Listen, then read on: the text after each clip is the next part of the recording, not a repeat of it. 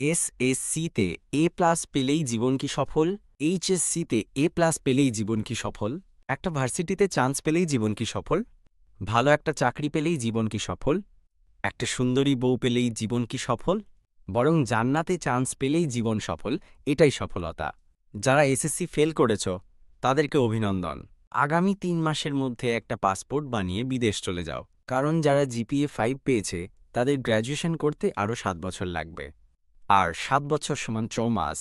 মধ্যপ্রাচ্যেও যদি যাও, একটা স্কিল করে খরচ বাদ দিয়ে প্রতি মাসে ৫০,০০০ টাকা সেভ করতে পারবে। আর ২ মাসে ২ লাখ টাকার মালিক হতে পারবে।